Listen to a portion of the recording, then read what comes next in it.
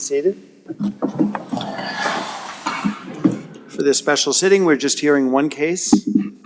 It's 25-70012, Wessinger versus Vannoy. Ms. Brown.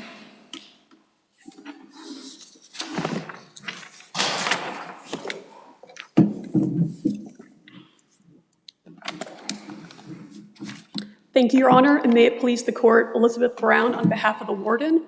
Also in the courtroom today are the parents of Stephanie Gazzardo.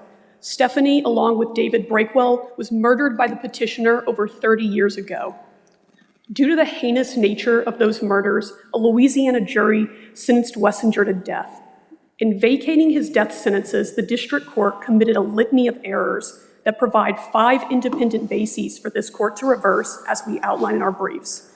Today, I plan to focus on the 3 of those issues that present the greatest threats to comity, finality, and federalism if allowed to stand. First, why all of these post-Wessinger 1 proceedings were wholly improper. Second, why new evidence presented for the first time in federal habeas does not unadjudicate a claim presented to the state court. And third, why denial of funds is not cause and prejudice. Taken together, the district court's conclusions on these matters allowed a petitioner to bring an unsupported claim in state proceedings, make a vague demand for funds, and when that request was denied, barrel into federal court, bypass 2254B, D, and E by claiming that the denial of funds prevented him from bringing his current claim. That is a playbook for all future habeas petitioners to undermine the role of Louisiana's courts and evade AEDPA. This court should reverse, reinstate Wessinger's death sentences, and render judgment in favor of the state. Was that playbook set in any way by us in what I'll call Wessinger 1? In other words, it did seem that the court there approached it through cause and prejudice.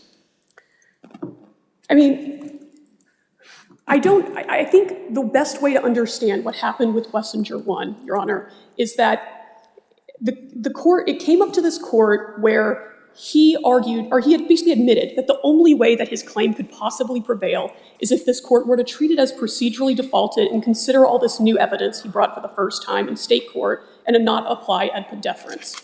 Wessinger 1 made very clear in its holding that the claim was adjudicated on the merits in state court. But why didn't the court just end it there saying Nelson and AEDPA deference? Why did it go through and say there's a funding obstacle here that didn't rise to ineffectiveness? Your Honor, I think that is sort of a mystery. It is an odd feature of Wessinger 1. I think the best way to understand it is Wessinger 1 predated Broadnax and Nelson before this court made very clear that new evidence can't unadjudicate a claim. So I think we argued that in the first appeal. But Pinholster had already said that essentially.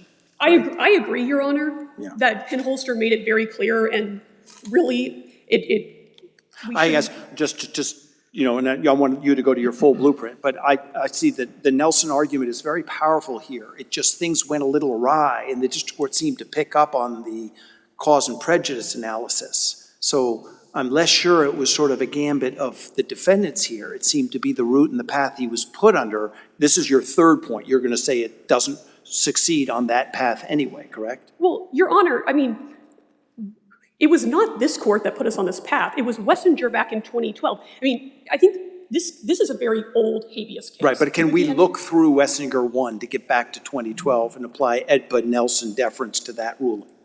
I think what this court needs to do is look at what Wessinger 1 made very clear, which is that the claim was adjudicated on the merits. And the necessary implication of that, from Pinholster, Nelson, onward, is that no federal evidence. Yes, no federal evidence, and you apply 2254D, and that ends this case because all of his evidence is all new.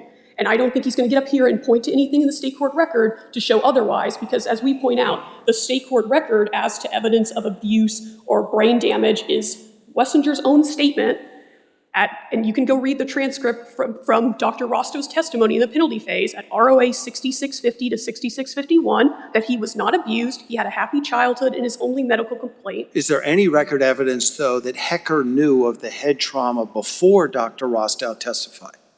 Your Honor, Hecker's affidavits, which are not part of the state court record, but they make clear that he did not have knowledge of this. He says that the only thing he had, based on his talking to family members and presumably talking to Wessinger himself, was this alcoholism theory. So that's what he proceeded. He didn't have any knowledge of this. So if perhaps somehow we're just looking at Strickland error, what about their argument that the failure to ask anybody, so you even have the option of something other than alcoholic rage, would be ineffective? There's no case that stands for that, or we're not there? Well, there's only speculation that no one asked. I think that's the first problem, is that they flip the burden and place it on us as if we have to prove that Hecker asked this question. That's not our burden, it's their burden to prove otherwise. Nothing in Hecker's affidavit says that he didn't ask about abuse. They don't have anything from Wessinger himself saying that he wasn't asked about abuse. And I think you have to look at what he said contemporaneously, which is that he wasn't abused. And it's unclear to me why we're supposed to believe that Wessinger told Dr. Rostow something that would be different than what he would have told Hecker then. And admittedly, Hecker was under... And Rostow says there was some childhood trauma, but it wasn't of consequence. Is that his testimony? It was regarding, I believe there was some knowledge of some minor head trauma. Right. I can't recall whether or not he knew about any minor seizures or not. I don't think he did, but I could be wrong about that. But there was no knowledge of abuse, because he said he talked to Wessinger. Wessinger told him, I was not abused. So again, that's what I think, if the idea is that he didn't ask the question, well, had he asked, we have no evidence to say that he would have given a different answer. And then you run straight into what Strickland and Harrington versus Richter make clear, which is that counsel has no responsibility to go do seemingly frivolous investigations. And that's even more true here, where the record is clear that Hecker had only 6 months to prepare for this case. He sought extensions, which one was granted, but the later one was not. He didn't have the mitigation funding. He didn't have the mitigation expert. He asked for it. It was denied by the trial court. And I mean, that brings us to the cause and prejudice, or their cause and prejudice issue, which is this fundamental disconnect that they're going to come up here and claim that it was impossible to find this evidence that they're now putting forth to the court that they brought in the federal proceedings without funding for a mitigation expert. And if that's true, then how was Hecker supposed to find it? I thought the district court said that he found it directly from the mother or the brother, one or the other, right? He said, as to the abuse evidence, that it could have been found through talking to Troy Wessinger. That's where he says that neither time nor inadequate resources would have prevented it. Right. But again, if that's the case, then how could post-conviction counsel, how is it not post-conviction counsel's responsibility to have found that if it could have just been found through a phone conversation? That his whole argument is that the state process made it impossible for him to find that evidence. And I don't see how that can be if it was uncoverable through a phone call. The state process doesn't prevent him from calling his client's brother, or again, from talking to his client himself. The best source of Wessinger's childhood should be Wessinger himself. And it's unclear why state funding in the post-conviction process was supposedly necessary for that. But of course, the court doesn't need to get there, because this case was over in 2017 after Wessinger won, when this court reversed without remanding. It was a final judgment appeal, which meant that in the posture in which it left the district court, there was nothing for the district court left to do but execute the judgment. Then it comes up here, and this court, what it does is it switches from the final judgment being relief to no relief. The district court can't grant summary judgment on a claim after this court has denied relief. It's hard to think of something more contrary to a mandate of reversal, no relief, than granting relief. And so all of this should have stopped with the fact that you can't have a summary judgment motion in that posture. The only thing that he could have brought in the district court was a Rule 60B motion, and the district court concluded that was wholly untimely because it arose 17 months after the Supreme Court denied his petition for rehearing, and he had no explanation for why he waited all of that time. And so Wessinger 1 ended the case, and again, this court can just stop there and go no further.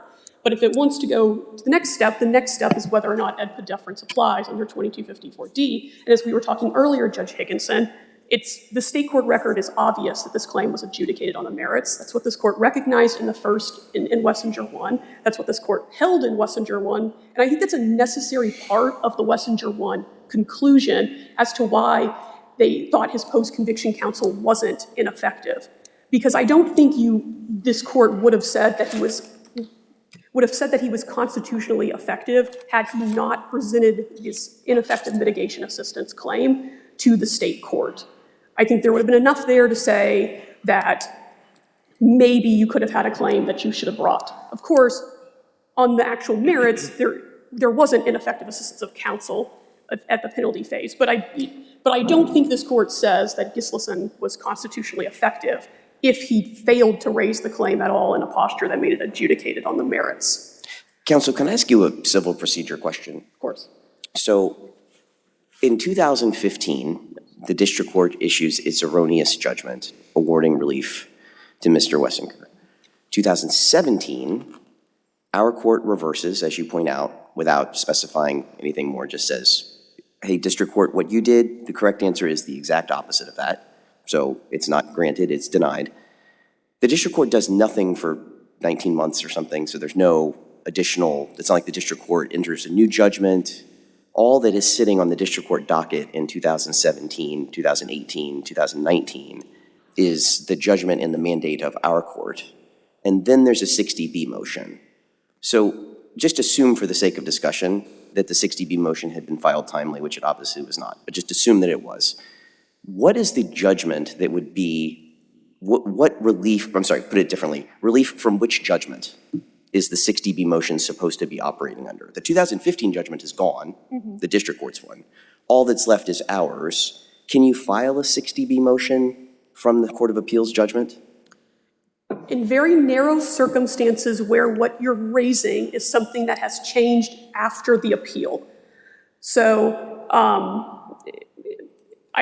I think if there was an intervening decision by the Supreme Court, so this court issues its judgment, and then the Supreme Court issues something that reverses it, and for whatever reason, there's no cert petition or anything to flip that. I think in that circumstance, if you could maybe bring a timely Rule 60B motion, or if there was some extraordinary new fact, I think outside of this EDPA context where of course you're restricted and this new factual development would not be able to come in, but in an ordinary civil matter, I think in those narrow circumstances where you had some extraordinary post-appeal proceeding, you maybe could bring a 60B motion. But really, the relief that should be sought is to come to this court first and to ask for the court to recall and modify the mandate.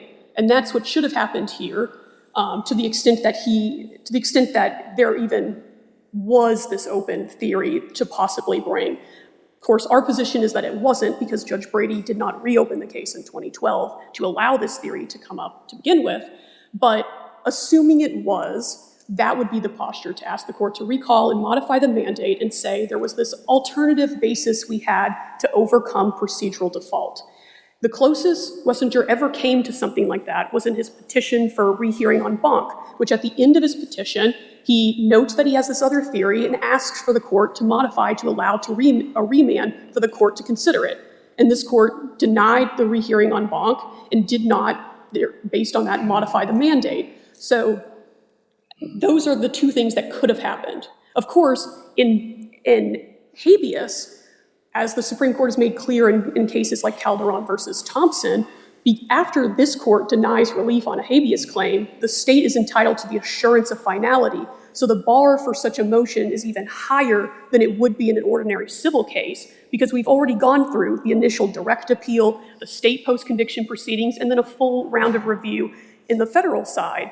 And again, at that point, there's been a lot of review, a lot of courts have overseen the case, and it takes a lot to allow the case to go forward, and certainly intentional litigation decisions of choosing to litigate the case first as if it was adjudicated on the merits, and then switching and saying, oh no, it was procedurally defaulted, proceeding under Martinez, and I'm going to spend all of this time saying that the reason I couldn't find this evidence is because my counsel was ineffective.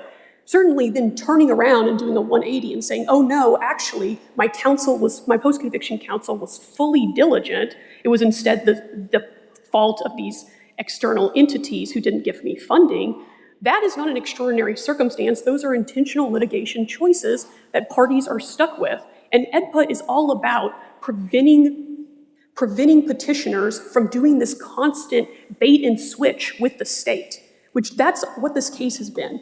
It was 8 years in which this case was treated as if it was adjudicated on the merits. Then Penholster and Martinez are deciding we have a bait and switch, and now it's all about ineffectiveness of post-conviction counsel, and then that fails, and now we're going to switch and blame the state court process. And that's one of the things that's very frustrating from the state's perspective about Wessinger coming up and saying that Wessinger 1 held it was the state process fault, so now you can't argue otherwise. Well, Your Honor, we argued what we argued because we were told this was a Martinez case at that point. And we were told by Wessinger that he wasn't complaining about the funding. That's what he told the district court. That's what he told this court, that it wasn't about the funding until he lost about Martinez. And, you know, those are choices, intentional choices that are not to be relieved from. And it's extremely damaging in cases like this where it's been over 30 years since these murders took place. We should not still be here fighting a case that we won for the first time in 2012, where Judge Brady properly determined this claim was adjudicated on the merits. Then he reversed on a mistaken reading of thinking that there was perhaps an exception under Penholster. And then this court again rejected that when it came up, and we won again. And now we're still stuck litigating. When were the state court proceedings on I guess they're called the touche factors? Yes, sir. Is that how you pronounce it? Touche? Yes, Your Honor, sir. Touche, And that's what's how I the say it, yes. relevance or deference as to the court's ruling there? I'm sorry, when was the hearing? When was the touche hearing? The conclusion was that he hadn't met the factors, correct? Is Yes. that relevant to your position? If this court reaches that issue about whether or not he can overcome procedural default through the ineffective state process theory. Of course, our primary position is that you don't even get to that point because that requires the court to first think that these proceedings were proper, and then second, not apply 2254D and the relitigation bar. But if the court gets there, that hearing was in, I believe, 2001 was when the hearing took place. There were actually 2 hearings related to funding. There was his first request where they're both in 2001. He first comes up and brings his request for funding soon after he filed, or I think maybe before he filed his initial petition, and says that he thinks he's going to need funding. And what the state court tells him at that point is, well, I think you need to go talk to these other entities. And so he does, and he comes back and he says that they're not going to give him funding, and that's when the state court has the touche hearing to say, I know now those other entities aren't going to give you funding. Let's find out, under state law, have you made the requisite showing to get court-approved funding?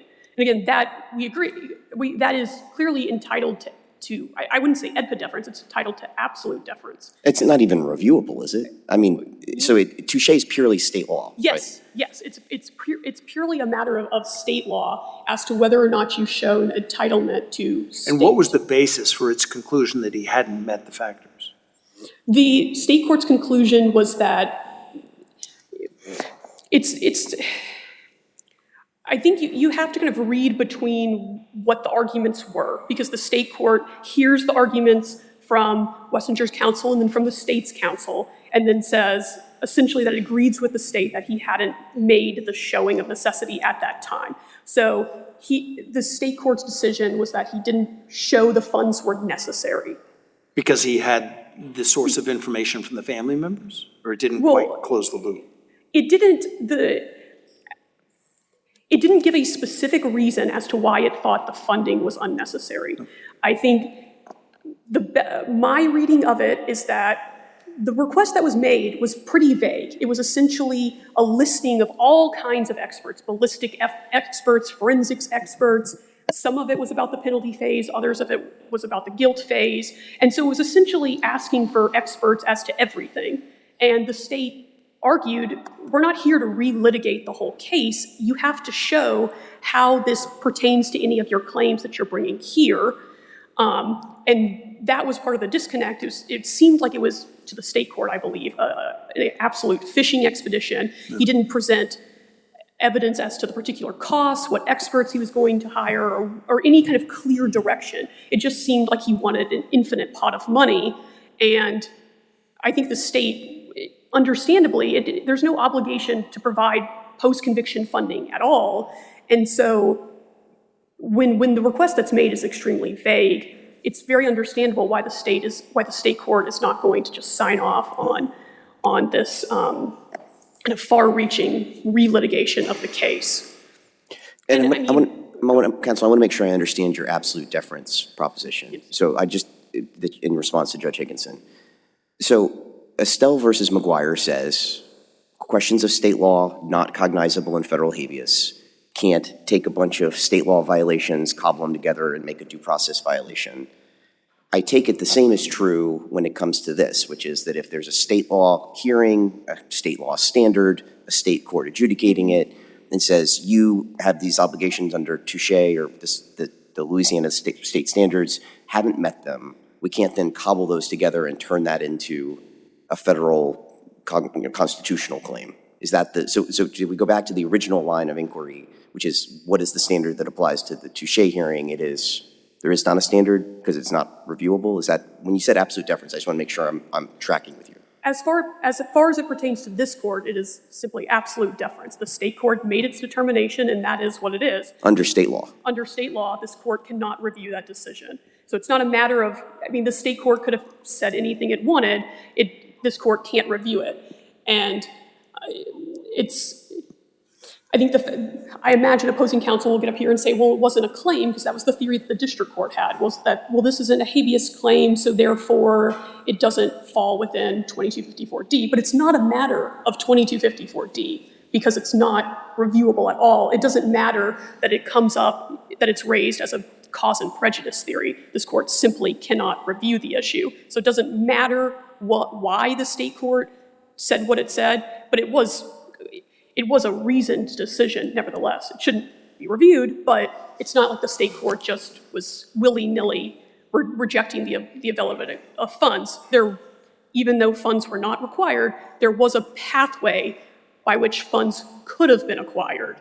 But again, even if there were no funds, that would not be enough to show cause and prejudice because it doesn't make the state process ineffective to raise claims because the state is not required to provide such funding to begin with. And it really, I imagine opposing counsel will get up here and talk to you a lot about these other entities and their denial of funds. But as this court already recognized in the first opinion, that it wasn't the other entities and their funding policy that mattered here, it was the state court's decision, which is unreviewable. Now, I imagine opposing counsel will also talk to you about the merits of the underlying claim. As we discussed earlier, the first problem with that, if you were to even reach it, is that Wessinger denied all of the abuse, so there's no grounds to say that any of this would have been found or that there was a requirement to go investigate abuse or brain damage. There was nothing before his counsel to even suggest that he should go in that direction or any evidence that he actually didn't ask these questions. What we know is had he asked, he would have been told there was no abuse. But I think it's also important to remember just how strong the state's aggravating case was here. These were extremely heinous murders. Wessinger went to that restaurant intending to murder everyone inside. He didn't wear a disguise because his disguise was going to be that everyone was going to be dead, and it's only by the grace of God that did not happen. He walks in there, he's greeted by Eric Armiter, he shoots him. He then goes and sees Stephanie Gazzardo. She's on the phone with 911, and the jury was able to hear that 911 call where she's confronted by Wessinger. She pleads for her life, please, please, please. And then he shoots her. You hear the phone fall, you hear it go silent, then you hear a little skreak as he is pulling the safe open to get the money inside over her dead body. Then he goes and he tries to shoot Alvin Ricks. The gun doesn't work, so he survives. Then he shoots and kills David Breakwell. Then he leaves on his bike and he spends the rest of the day bragging and flaunting the money. And the second he learns that the state is after him, he flees to Texas. This was a heinous murder. It was an intentional murder. The 911 call is disturbing, it is unsettling, and it is unforgettable. And that is the number one thing that every juror would have had on their mind if Wessinger's attorney had got up before them and talked about some incident when he was threatened with a gun. They would have thought of Wessinger standing there in that restaurant, threatening all 4 of those people with a gun and killing them. I will reserve the rest of my time for rebuttal. Thank you, counsel. Ms. Hudsmith?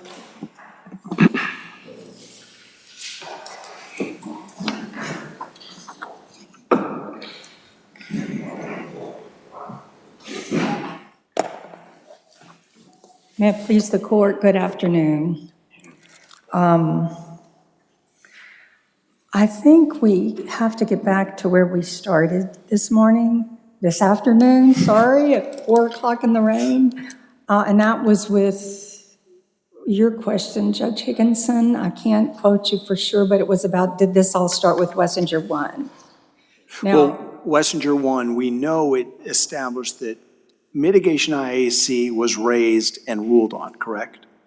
And if that's correct, and I think it is, then how do you avoid Nelson? That's not correct. And Wessinger 1 didn't resolve that mitigation IAC had been raised and was decided? Not the mitigation IAC claim as set forth in Claim 11C in federal court, for which we had a multi-day federal evidentiary hearing. Right, but Nelson is pretty on point in terms of you can't then use the federal evidence to change what was raised before. What you can do, no, it doesn't just say that. And that was the conclusion in that case. But what Nelson says, and what generally, that the issue of exhaustion, fair presentment, comedy, all the things that are important to the court and that the state has mentioned, boil down to, was Claim 11C fairly presented to the state court? And it was not. And it wasn't simply a matter of changing it with a few affidavits or a few facts here or there. It was a substantially different claim from the one that was presented to the state court judge in either the first amended petition filed by Mr. Gislason or the second amended petition. And by Mr. Gislason's own admission, he testified at the federal evidentiary hearing, and he made a tremendous record in the state court. He based those petitions primarily, almost exclusively, on what was on the record before him. He saw a lot that was problematic, but he had neither the funds, the wherewithal, nor the ability to properly present a true IAC claim alleging brain damage and dysfunction in the executive lobe of Mr. Wessinger's brain. That was never presented. That's not a simple amendment or addition. That's a new claim. And that gets, and let me say this, and thinking a lot, as I have and as I must, about this circuit's opinion in Wessinger 1, as we're calling it, if the question was Nelson and EDPA deference, they didn't need to get to the issue of Soren Gislason's ineffectiveness as initial counsel under Martinez. That's their whole opinion. Now, I will be the first to say that when we ask for, under Rule 59E, reconsideration of the initial denial of habeas relief by Judge Brady, we said this claim that you decided on the merits was not fairly presented, which is important, right? For comity, not fairly presented to the state court. It's technically exhausted because we can't go back and present it now. And it is now being presented to you, Judge Brady, and we want you to decide this de novo after you decide whether there's cause and prejudice to forgive that procedural default under Coleman. And that's where Can I pause you for a second, counsel? Because Yes, I want sir. to make sure I understand. I confess the splicing of the claims into multiple parts and subparts It's a little confusing, and obviously there's a dispute in this case about where one claim ends and the next one begins. So I want to make sure I understand your position. 11C, you say, is a new claim, never presented to the state court? Never presented in that setting. And let me just think about it. You could, if you don't make this distinction between what's fairly presented to the state court and what's not, someone could just say, I'm just going to say IAC. Oh, I'm well aware of why we need exhaustion. I just want to make sure I understand. What I'm saying, Your Honor, and I apologize for interrupting you, but nervous. But what I'm saying is, it's a factual decision. Even Nelson says that, as I recall, about whether something is fairly presented, exhausted, et cetera. And it is a little confusing, even reading that decision about one claim, multiple claims. And in Mr. Soren's case, as you may recall, he didn't know what he was doing. He was a one-year associate at the Herman law firm. He got involved in this case and appointed in January of 2021. He's in front of the judge in April of 2021, the same year, April of 2021, trying to get funding to do his duty as pro bono counsel. He was asked to do this as pro bono counsel because at the time there was no other way for anyone to be appointed. State Bar Association committee had been formed. We didn't have a death penalty resource center. We didn't have the CPCPL. There was what's called affectionately the donut period, which brings me to another point. Counsel, before we get to your next point, can we finish the one point that I'm trying to ask you about? Go for it, please. In your view, Claim 11C is a new claim. A new claim, yes, sir. Never presented, those were your words, to the state court, ever. It was not fairly presented to the state court as it is constituted in the amended petition that was filed in front of Judge Brady. So we're going to get to the implication of that in a second. I understand that what you said to the federal district court is, don't worry, Judge. 11C was never presented to the state court. It is unexhausted, but it's okay because we have cause and prejudice for the default. Is that the gist of the argument? It's technically exhausted because we can't exhaust it now. And why can't you exhaust it now? Because we couldn't go back to state court at that point. Says it was who? too late, says the state. Well, that's my question. Did you give the state court a chance to determine whether to hear the claim in notwithstanding its procedural rules? There was no basis for it. No one's ever contended, not even the state, that there was a way that we could at that late date present that claim in the state court as basically a state successor. Understood, although as you, I'm sure, appreciate, and death penalty litigation illustrates perhaps more vividly than any other kind of litigation, it's not the state's responsibility to litigate the case for you. So the Supreme Court of the United States has said that every claim must be exhausted in state court. You have to go to the state court, you have to show it to the state court, and you have to say, state judge, hey, I know we didn't do this before. I recognize that we could be procedurally defaulted, but we're asking for an exception to procedural default, not reasonably available, change in fact, change in law. Obviously, the permutations are as creative or as numerous as the creativity of the lawyers that bring them, but you have to take it to the state court. And if you don't, 28 U.S.C. 2254B says that it cannot be granted in federal court. You have to exhaust it. You have to. And the state court gets to determine whether it's defaulted or not you, not your friends from the Louisiana Attorney General's office. That is not at all my understanding of the law, Your Honor. Obviously, I can be corrected, but I'm not willing to agree with you that that's the law. I would cite It's you to right the here in the- O'Sullivan case. Now, it is exhausted. It's technically exhausted. The issue I'm sorry, is, I thought we just established that it wasn't. I thought you said you never gave it to the state court in any way.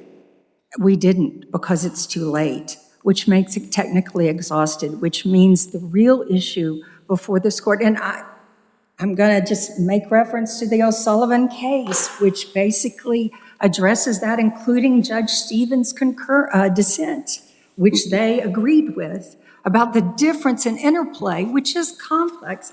I may not even explain it very well, between exhaustion and procedural default.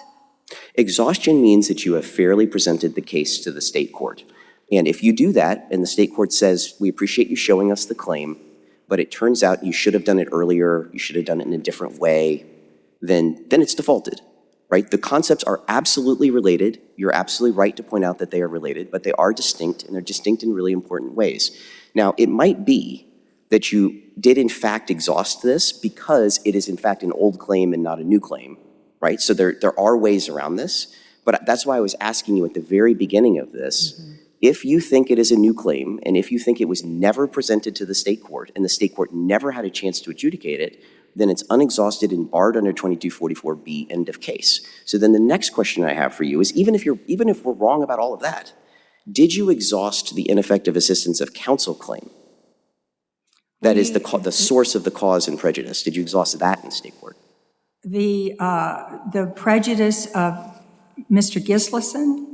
Yes, did you present all of those claims to the state court? No, Your Honor. First of all, let me just say, I believe there is law that says you don't have to go back and have the court tell you no when you know it's no. And again, the state has never said we can go back to the state court and exhaust this. So leaving that where it is, the issue of Soren Gislason's under Martinez ineffectiveness is initial post-conviction counsel. Which is why the claim wasn't exhausted. And we're asking for that failure to present the claim fairly as it is to the state court for comity purposes. The reason that wasn't done, because of his ineffectiveness or because of the ineffectiveness of the state process, we offered 2 to Judge Brady. He went forward with Martinez. Is a federal decision that does not have to be exhausted. This is not, we're not talking a claim here. We're talking procedural default under Coleman, and whether, in light of our federalism and all those concerns, if initially under Martinez, and there have been changes to it, if initial counsel, who's the first person to ever raise this in a state post-conviction court, these issues, is ineffective per the federal court under Martinez and his efforts, then that can be the basis for the failure to have presented fairly that claim you're now offering in federal court to Judge Brady as we did. And that's a federal decision. There's no deference to the state there. And secondly, with respect to the issue that is now, while we're here before you, that Judge D. Gravel ruled in our favor on, the alternative cause that was sitting there, that I moved, my first ever, I think, summary judgment motion, I might add, as being a criminal defense lawyer. But in my summary judgment motion, for claims still there, as you pointed out, judgment's still there. There's no judgment to complain about from the district court. We won. All I'm asking is the judge goes and looks at that one thing that's just sitting there that practically we were invited to do by Wessinger 1. They said, there's not a thing. Don't even consider what he should have done under Touchette or any of that. They said there is nothing more that Mr. Gislason could have done in state court. And he did paper that record with all the issues, with affidavits about what you need. He wasn't asking, it wasn't a fishing expedition or a pot of gold. He was doing his pro bono duty to this client. And he was doing the best he could, and he made a record. And this court, in its infinite wisdom, said, no, Ms. Hudsmith, he may have thought he was ineffective. He may feel it. He may have cried on the witness stand when he testified about this in front of Judge Brady. But the fact of the matter is, he did the best that was humanly possible given those circumstances. And you know what those circumstances included? And he made a record of that too, God bless him, was the way, and it only applies to Todd Wessinger. We're not talking about changing the whole makeup of, I don't know, how was it put, what everybody's going to try to do after this. This is a one-off. Well, respectfully, I'm trying to give you as much leeway as I possibly can. Interpreting Wessinger 1 as a victory for yourself is very difficult for me to listen to quietly, but I'm trying to do it respectfully. Thank you. Obviously, it's a resounding rejection of your position and a holding that you lose under the Sixth Amendment. But I'm trying to give you your opportunity to make this case.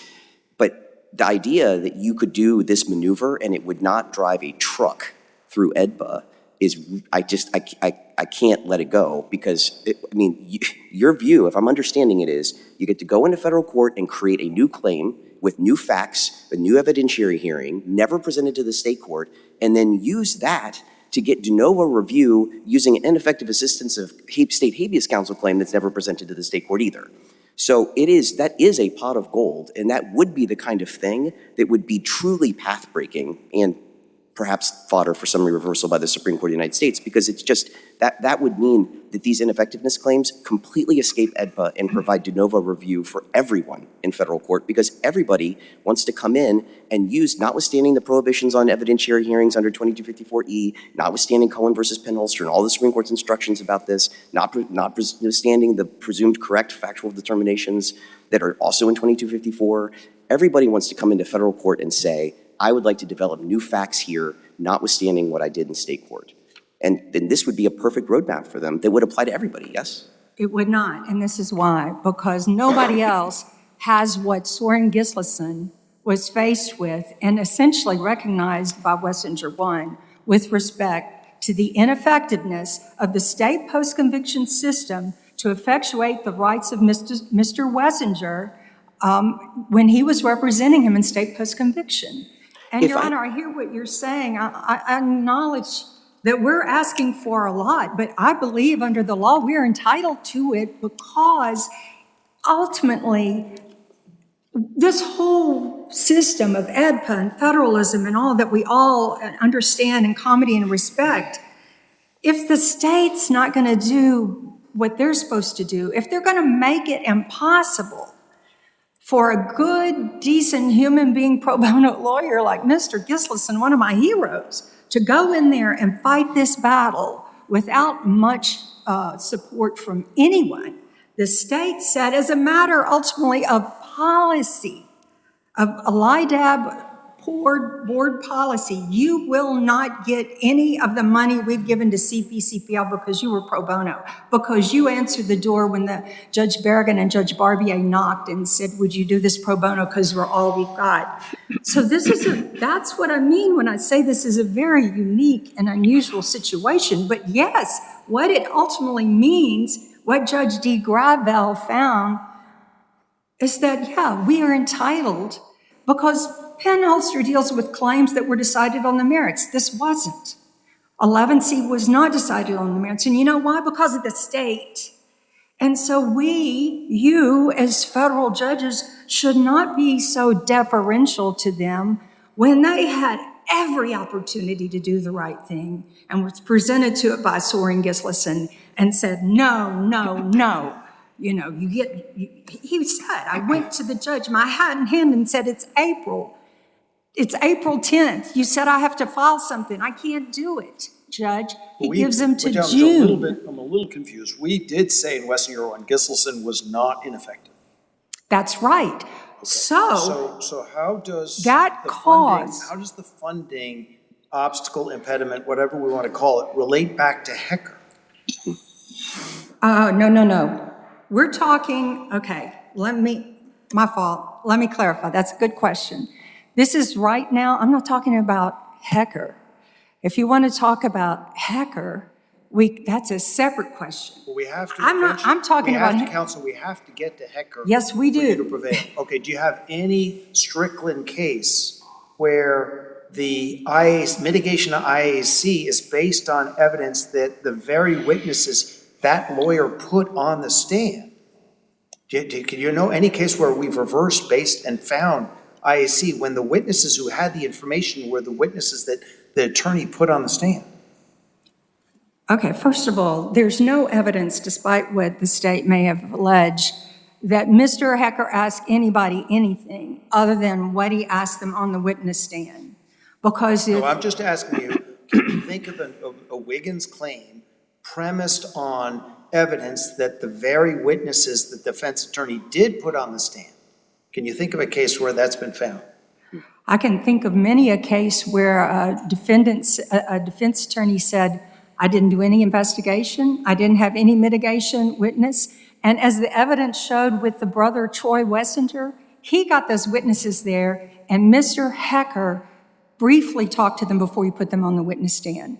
So that is ineffectiveness under any case. But he found the medical, Dr. Rostow, he found him, and the testimony coming out of his own medical expert was, we knew about childhood trauma, but it was inconsequential. They didn't say it was inconsequential, but what they did... What did Dr. Rostow say? He said, we knew about minor childhood trauma. I thought the word was, but it was inconsequential. What they said was... No, not they, Dr. Rostow. Dr. Rostow was, this is an issue of alcoholism.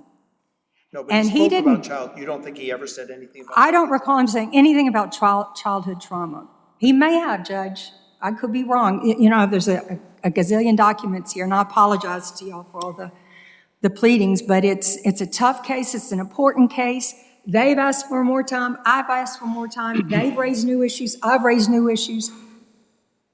We've professionally done this, and it's a lot of work, and I know we're bringing it to you now. I'm just a little, I'm really But- just asking, is there a case applying Wiggins premised on information that was known directly by the mother, the brother, the aunts, all the witnesses that Hecker put on the stand, and now apparently, if I'm right in recollection, by Dr. Rostow, his medical expert? They all had the information about childhood trauma. There is no requirement that that Todd Wessinger's mother and brother and aunt and uncle and friend and whoever else testified, that they go make Billy Hecker sit down with them and they tell them the history of Todd Wessinger. That is the obligation of Mr. Hecker. Okay, now I'm asking He you did for a not do case, that. I'm asking you for a case where Wiggins, Wiggins, Rompilla, the witnesses Sears, owned, those were cases where the witnesses themselves provided the There- alleged mitigation evidence? There are cases where the attorney did not properly investigate a mitigation case. And he did, putting someone on the witness stand to say, is Mr. Wessinger a nice guy and love his sister with cerebral palsy, is not an investigation. Well, I think the state court said it was a strong strategy to say it was a moment of alcoholic rage from an individual who otherwise was a good father and had a job. That's right. This is getting into the double-edged nature of saying, okay, we may have known about childhood trauma, but that's not going to sell well to a jury.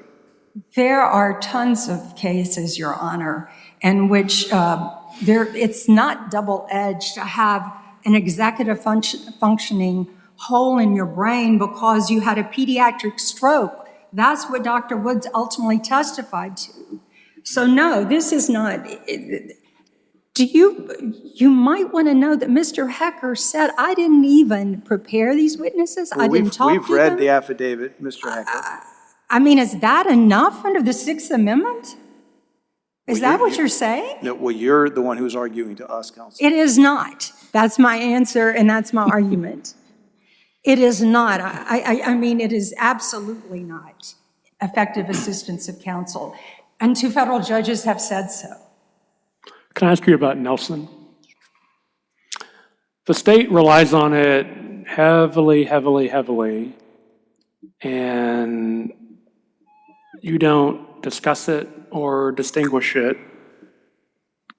Can you? I can. Nelson is a complicated case, as we've already discussed, and I think Judge Oldham recognized, and I had to agree. But basically, Nelson says there's one ineffectiveness claim, one ineffectiveness claim, one ineffectiveness claim, and it was fairly presented to the state court. But in so doing, Nelson says what the law is.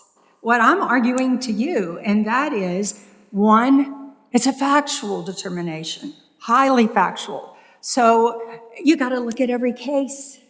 You got to look at the facts of every case. Secondly, there has to be a fair presentation to the state court, and there cannot be a substantial alteration. So that law is still the same. I'm just asking that it be applied. And this is not a rule of orderliness issue. It's another case with another set of facts. We're our case with our set of facts. It's a guide for me, you, the state, the court, but it's not determinative because it's a different set of facts. I mean, this is the point I want to try to make in my 5 minutes if I can, and I'm not necessarily good at this and I'm jumping around, I apologize. The whole idea of AEDPA comity is you present to the state court, it's their conviction, give them the first bite at the apple, let them decide whether this is a valid claim. Soren Gislason was not able to do that. We contended for two reasons. One, because of the cause provided by Martinez, his ineffectiveness, which is over. Law of the case, mandate rule, I have to accept that. Soren was not, per Wessinger 1, ineffective. More to the point, the Fifth Circuit says there's nothing he could have done. And you know why? Because the state process made it impossible for him to go beyond the record in arguing his IAC claims just based upon what he read in the record. And if you look at our evidentiary hearing and case law, really all Supreme Court cases, Wiggins and after, you have to go beyond that.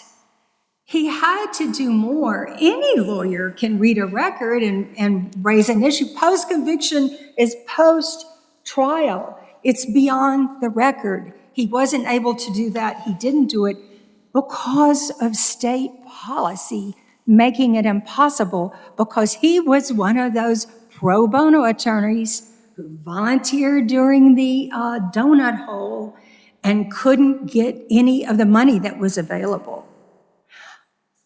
Not because he didn't do a good job, because this circuit has said he did a fantastic job. As I would say, being old, Jerry Spence couldn't have gotten money. Jerry Spence, if you know what I'm talking about, could not have gotten money to investigate this case under these circumstances. So, our system doesn't owe the state the same deference because they tied his hands. They made it impossible. It's not Nelson. It's not 2254D. It's what's right under Coleman. And that is what this boils down to, and that's what was before Judge DeGravel when I filed my motion for summary judgment.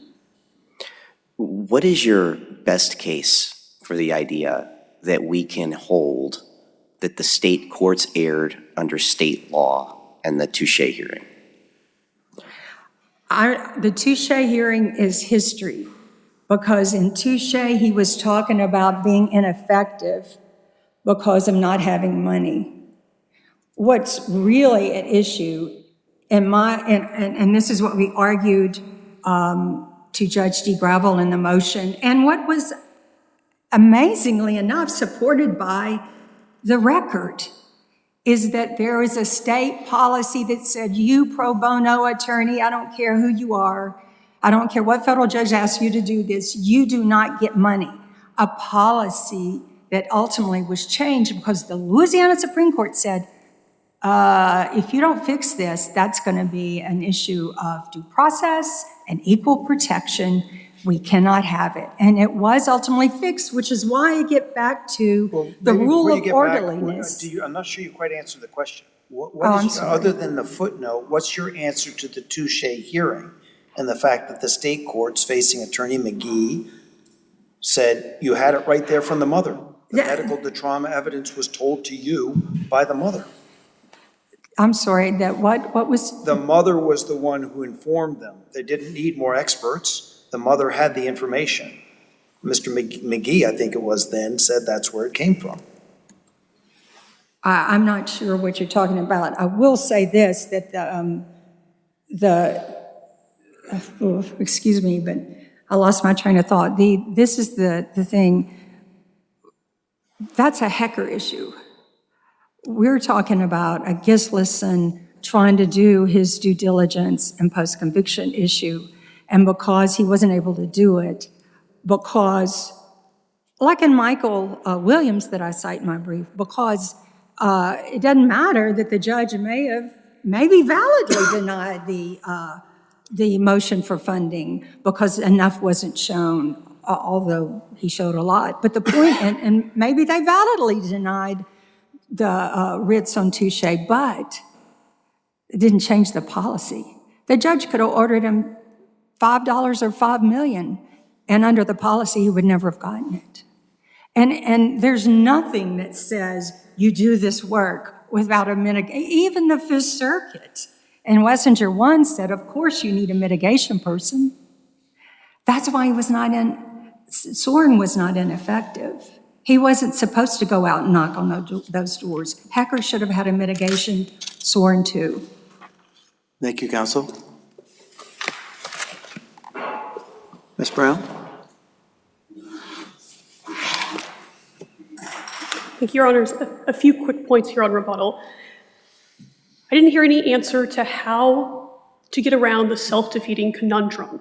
If the evidence couldn't have been uncovered without funding by Gislason, then how was Hecker supposed to find it?